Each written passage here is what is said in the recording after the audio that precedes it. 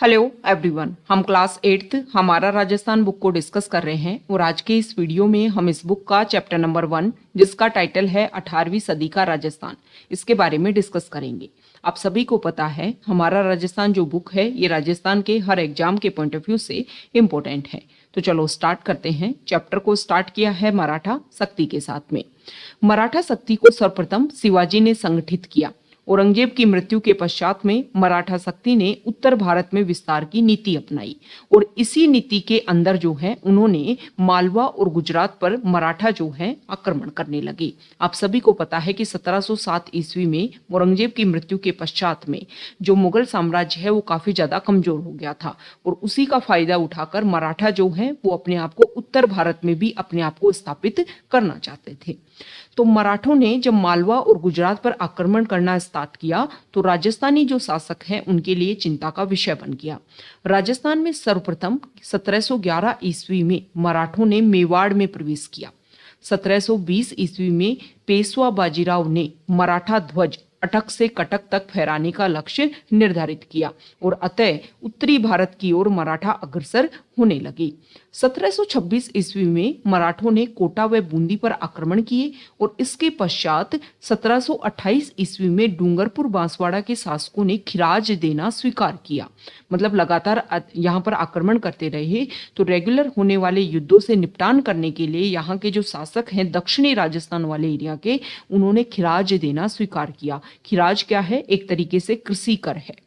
22 अप्रैल 1734 ईस्वी में मराठों ने बूंदी के शासक बुद्ध सिंह को पुनः वहां का शासक बना दिया और यह मराठों का राजस्थान की राजनीति में प्रथम हस्तक्षेप था कि उनको किसी राजा को मराठों ने सपोर्ट किया और फिर उनको राजा बना दिया। मतलब राजस्थान की जो राजनीति है, राजपूताना की जो राजनीति है, उनमें मराठा जो है वो अपना हस्तक्षेप करने लग गए थे।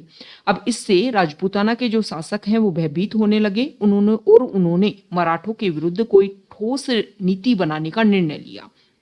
उन्होंने डिसीजन लिया कि राजपूताना के जो भी शासक हैं वो एक साथ मिलें और सभी जो भी एक राजा का भी कोई शत्रु है उसको सारे राजा जो हैं, सारे देसी रियासतों के जो राजा है राजपूताना के, वो उसको शत्रु माने और किसी एक राजा का भी जो मित्र है उसको सभी देसी रियासतों के जो शासक हैं वो अपना मित्र माने। और इसी नीति के बेसिस पर उन्होंने हुरना सम्मेलन किया। ये इंपॉर्टेंट है, बहुत सारे एग्जाम में डायरेक्टली क्वेश्चन पूछ लेते हैं हुरडा सम्मेलन को लेकर के कि हुरडा सम्मेलन को आयोजित करने का क्या कारण था। तो मराठों के खिलाफ में अपने आप को एकजुट करने का ये मेन ऑब्जेक्टिव था। कब आयोजित हुआ, किसने इसको हेड किया, ये सारी बातें आपको पता होनी चाहिए।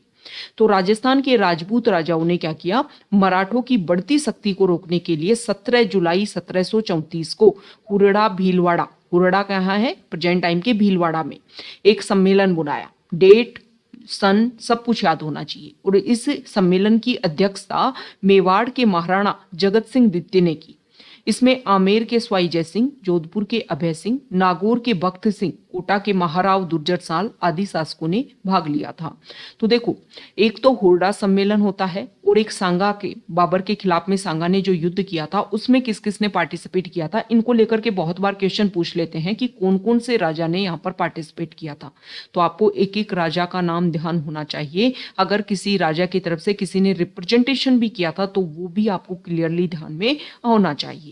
ओके, अब ये जो सम्मेलन हुआ हुरडा सम्मेलन, जिसमें एक जो है वो पत्र तैयार किया गया, एक अहदनामा तैयार किया गया और जिसमें यह निश्चित हुआ कि सभी एक दूसरे के साथ में मिलकर रहेंगे, कि राजपूताना के जो भी देसी रियासतों के शासक हैं वो आपस में मिलकर के रहेंगे।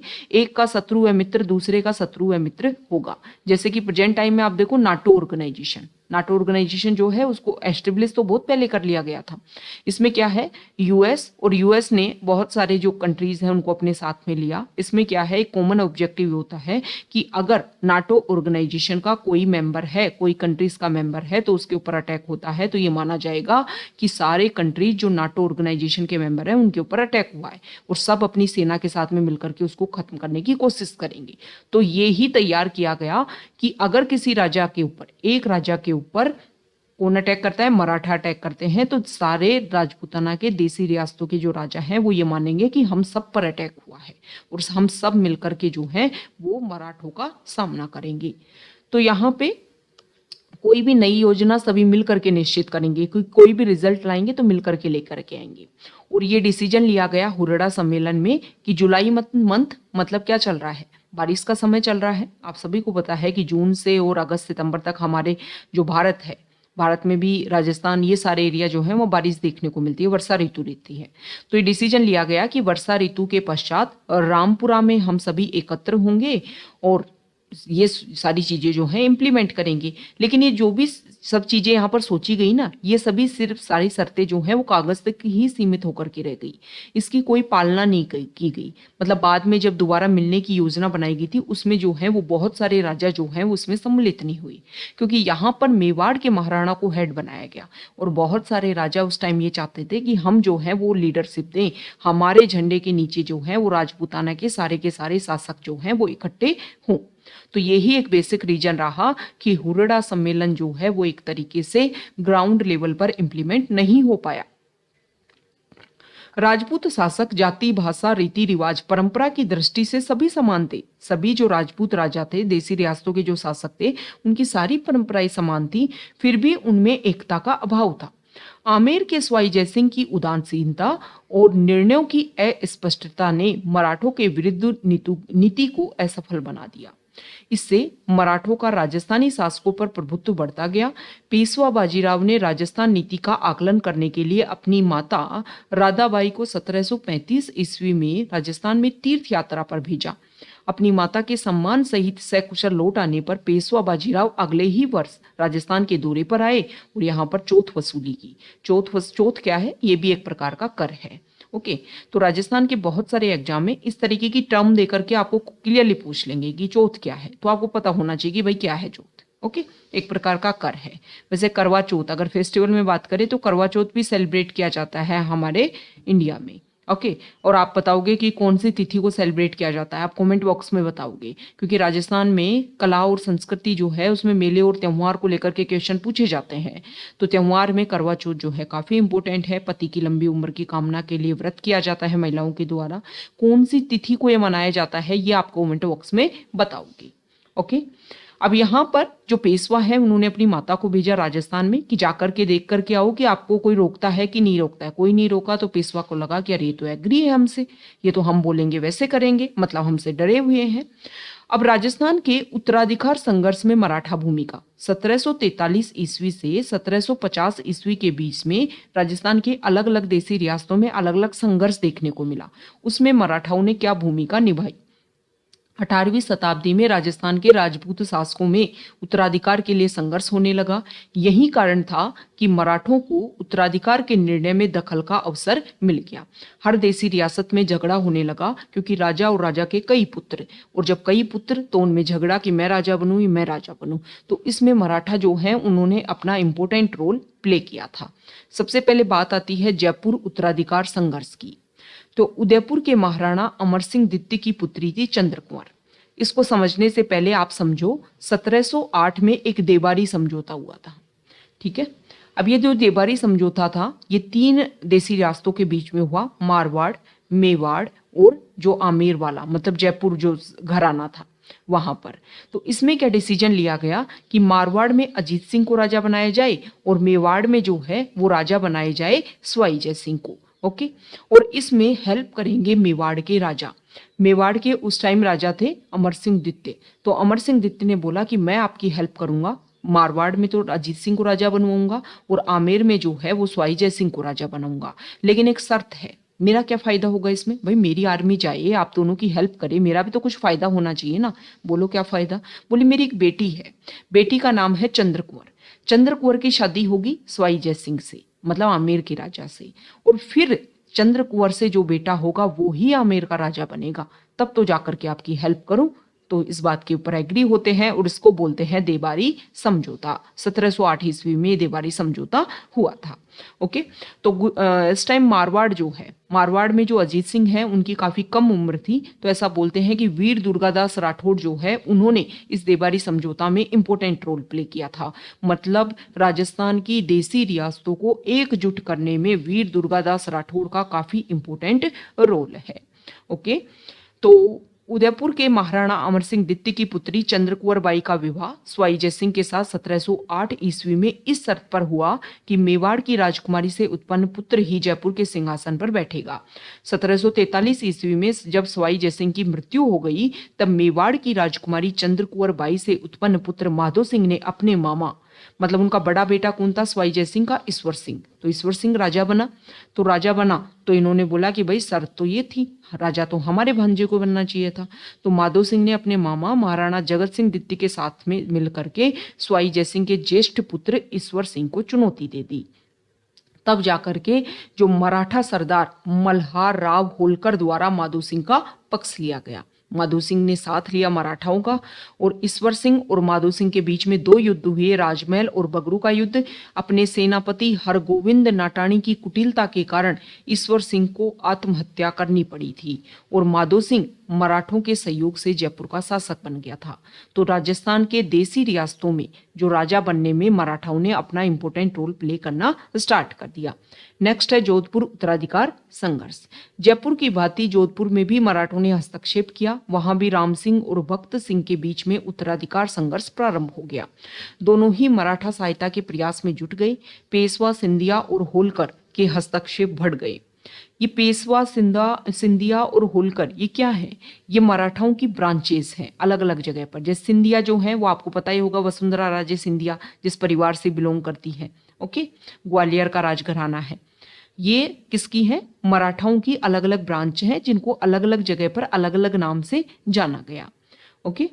और अंततः राम सिंह को राज्य का आधा भाग मिल गया। मारवाड़ का विभाजन ही नहीं हुआ, बल्कि उसकी आर्थिक दशा जो है वो भी सोचनी हो गई। मतलब दोनों राजाओं को अलग अलग, जो मराठाओं की जो ब्रांच है उन्होंने सपोर्ट किया, मिलकर के लूटा मारवाड़ को। मारवाड़ से इसकी जो स्थिति है काफ़ी ज़्यादा डिग्रेड हो गई, व्यापार नष्ट हो गए, कृषि बर्बाद हो गई। मराठों की मांगे जो है वो दिन प्रतिदिन बढ़ने लगी, हमें इतना दो, नहीं तो उनके साथ मिलकर के आपको हटा देंगे। और कई तरीके से कई प्रॉब्लम आई, लेकिन फिर भी कोई समझौता जो है वो नहीं एस्टेब्लिश हो पाया। नेक्स्ट है मेवाड़ में उत्तराधिकार संघर्ष। तो 1761 ईस्वी में महाराणा राज सिंह द्वितीय की मृत्यु होने से अरी सिंह को मेवाड़ के राज सिंहासन पर बैठा दिया गया। इसके कुछ समय बाद ही मेवाड़ गद्दी के भी और भी दावेदार हो गए, एक अरी सिंह और दूसरा रतन सिंह। दोनों ने मराठों से सहायता प्राप्त करने का प्रयास किया। परिणाम स्वरूप गृह युद्ध में मराठा हस्तक्षेप होने लगा, जिससे मेवाड़ की सामाजिक, सांस्कृतिक, आर्थिक और राजनीतिक प्रगति के मार्ग अवरुद्ध हो गए। राजस्थान के शासकों के पारस्परिक वैमनस्य के कारण मराठों का हस्तक्षेप बढ़ता रहा, फलतः यहाँ का विकास अवरुद्ध होने लगा। क्या हुआ कि यहाँ पर जो भी प्रॉब्लम थी उसमें जाकर के कोई दूसरा राजा जो है वो मिलकर के मराठों के साथ में आ जाता। मतलब यहाँ की जो वीकनेस थी यहाँ के देसी रियासतों की, उसका फायदा उठाया मराठाओं ने। अब देखो क्या हुआ कि मराठाओं ने राजस्थान पर बहुत ज्यादा आक्रमण किया, तो जो भी देसी राजा थे वो मराठाओं के आक्रमण से बचना चाहते थे, अपने आप को सुरक्षित करना चाहते थे। और इस समय तक आप सभी को पता है कि अंग्रेज जो है वो इंडिया में अच्छे से एस्टेब्लिश होने लग गए थे। बात चल रही है 1700 किसकी टाइम की, 1700 लगभग 43 से 50 के। 1757 में तो प्लासी का युद्ध हो गया था, 1764 में बक्सर का युद्ध हो गया। तो अंग्रेज जो है वो तो अच्छे से एस्टेब्लिश होने लग गए थे, ओके। तो यहाँ पर जाकर के अब लोगों को लगने लगा, देसी रियासतों के शासकों को भी लगने लगा कि अंग्रेजों का साथ लेते हैं तभी हम मराठाओं से बच पाएंगे। और इसी के चलते जो है 1817 से 1818 के बीच में बहुत सारी देसी रियासतों ने यहाँ पर सहायक संधि कर ली अंग्रेजों के साथ में, जिसकी वजह से जो देसी रियासतों के शासक हैं उनकी कंडीशन तो और ज़्यादा खराब हो गई, क्योंकि मराठा जो है वो तो सिर्फ आपसे मनी की डिमांड करते थे। ये तो एक तरीके से इनडायरेक्टली आपका जो राज्य है उसको ही अपने अंडर कर लेते थे, ओके।